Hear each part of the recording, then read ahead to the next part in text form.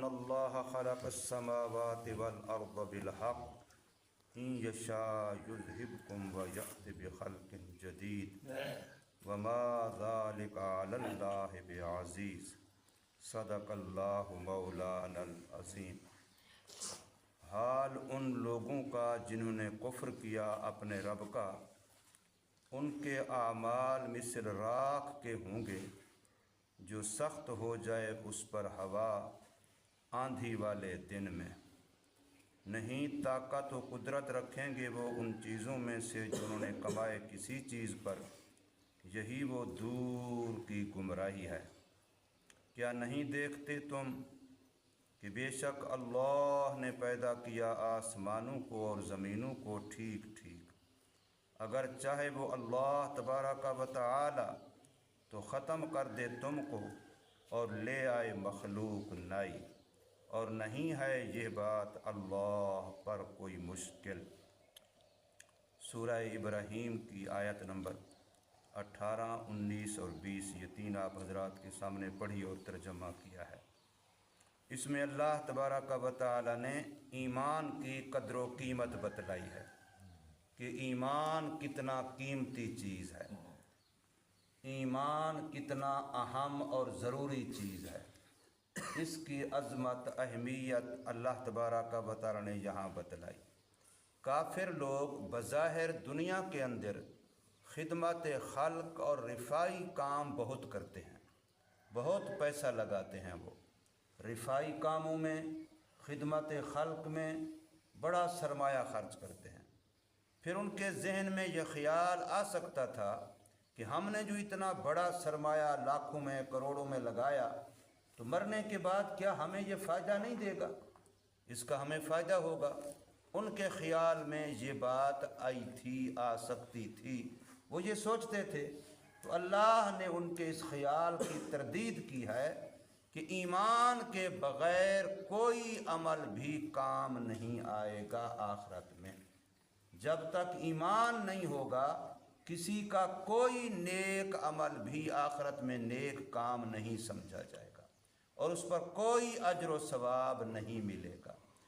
ایمان ایسی دولت ہے کہ اس کی وجہ سے اگر ایک کھجور کا دانہ بھی صدقہ کیا اور وہ قبول ہو گیا تو کل وہ پہاڑوں کے برابر ہو کے انسان کو ملے گا۔ اگر ایمان نہ ہو تو پہاڑوں کے برابر سونا بھی خرچ کرے گا تو قیامت کے دن ایک کھجور کے دانے کے برابر بھی ثواب فائدہ اس کو نہیں ہوگا۔ تو اس سے پتہ چلا کہ اصل مدار آخرت کا سارا ایمان پر ہے۔ ایمان کتنا مضبوط ہے، ایمان کتنا موجود ہے، ایمان کی حقیقت کتنا ہے۔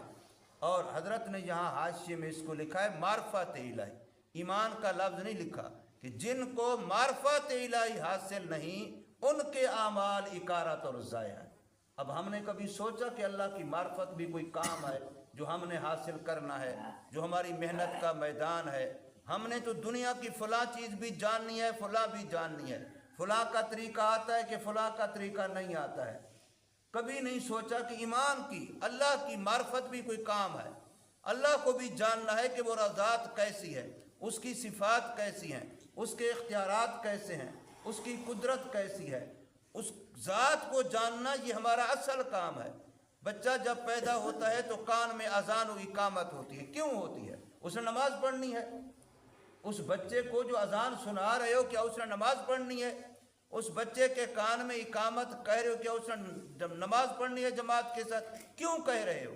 اس لیے کہہ رہے ہیں تاکہ پتہ چلے کہ دنیا میں آنے کے بعد سب سے پہلا کام اس کو اللہ کی کبریائی سمجھائی جائے۔ اللہ اکبر، اللہ اکبر، یہ اس کے کان میں ڈالا جا رہا ہے۔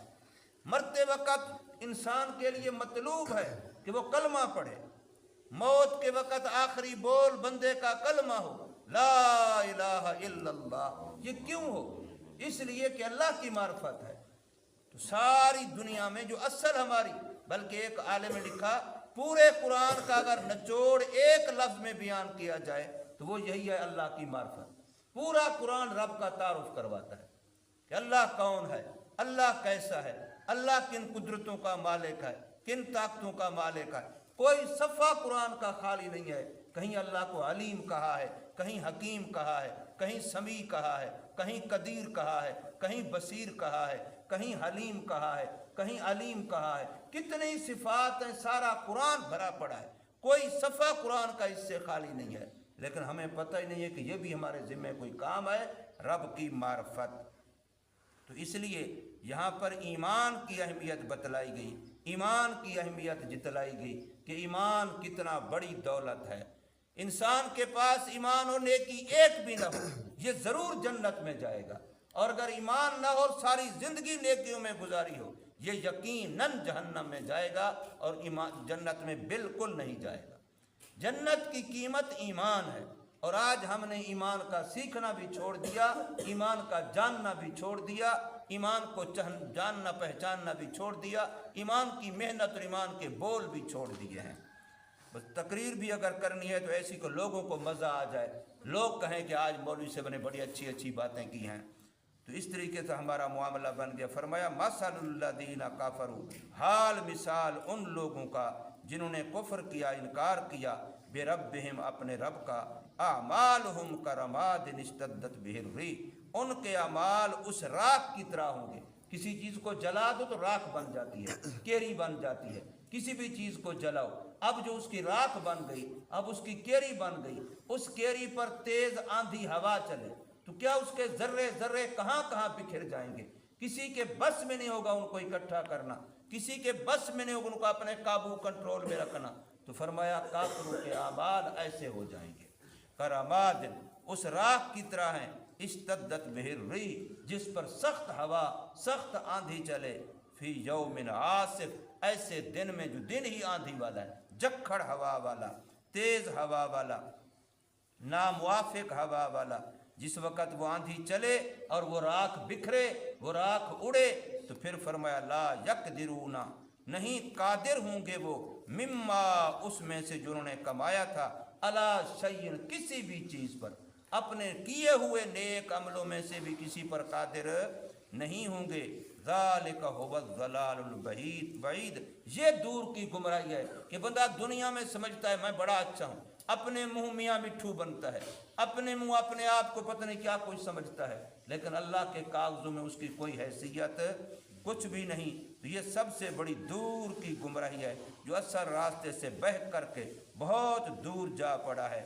اور اللہ کی قدرت کو دیکھو، جن کافروں کو یہ بھی ایک شبہ تھا کہ مر جائیں گے، مٹی ہو جائیں گے، تو خاک ہو جائیں گے، کیڑے مکوڑے کھا جائیں گے، بس ختم قصہ، اس کے بعد کیا ہونا ہے، اس کے بعد تو قصہ ختم، اب کون سا دوبارہ بننا ہے، بس مر گیا مٹ گیا، جان چھوٹ گئی۔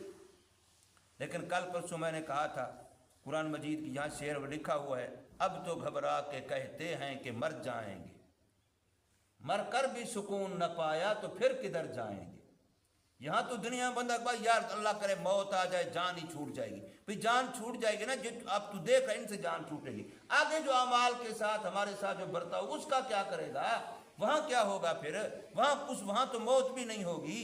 یہاں تو چلو گھبرا کے ڈر کے، اولاد نے تنگ کیا، ماں باپ نے تنگ کیا، بھائیوں نے تنگ کیا، معاشرے نے تنگ کیا، محلے نے تنگ کیا، فلاں نے تنگ کیا، موت کی تمنا کر لے گا، مر جائے گا، چلو مر گیا، لیکن جو کرتوت لے کے جا رہا ہے، اعمال لے کے جا رہا ہے، قبر میں جب سکون ہے اب کیا کرے گا، اب بھی کوئی صورت ہے کہ نہیں۔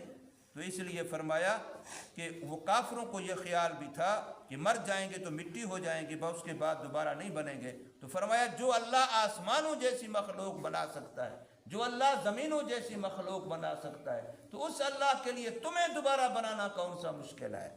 تو فرمایا الم ترا کیا نہیں دیکھتا تو اے مخاطب، ان اللہ خلق السماوات والارض بے شک اللہ ہی نے پیدا کیا ہے آسمانوں کو اور زمینوں کو، بالحق کے ٹھیک ٹھیک، ان یشاء اگر اللہ تبارک و تعالی چاہے، یذہبکم تمہیں لے جائے، تمہیں ختم کر دے، تمہارا نام و نشان بھی نہ رہے، وَيَأْتِ بِخَلْقٍ جَدِيدٍ اور اللہ ایک نئی مخلوق لے آئے۔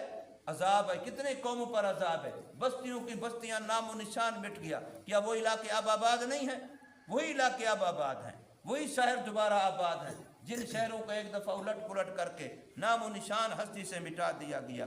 وَمَا ذَلِكَ عَلَى اللَّهِ بِعَزِيزٍ اللہ پر یہ کام کوئی مشکل نہیں ہے، نہ تمہیں ختم کرنا کوئی مشکل ہے، نہ تمہاری جگہ پر اور مخلوق پیدا کرنا کوئی مشکل ہے، اللہ تعالیٰ کے لیے بالکل آسان ہے۔ قرآن مجید میں اور جگہ پر آتا ہے کہ جیسے ایک انسان کو دوبارہ بنانا اللہ کے لیے مشکل نہیں، ساری کائنات کو دوبارہ بنانا بھی اللہ کے لیے ایسے ہی کوئی مشکل نہیں ہے۔ اللہ بڑی قدرت اور طاقت والا ہے۔ اللہ ہمیں اپنی معرفت نصیب فرمائے، اپنی ذات عالیہ کا یقین نصیب فرمائے، ایمان کامل نصیب فرمائے۔ الحمدللہ رب العالمین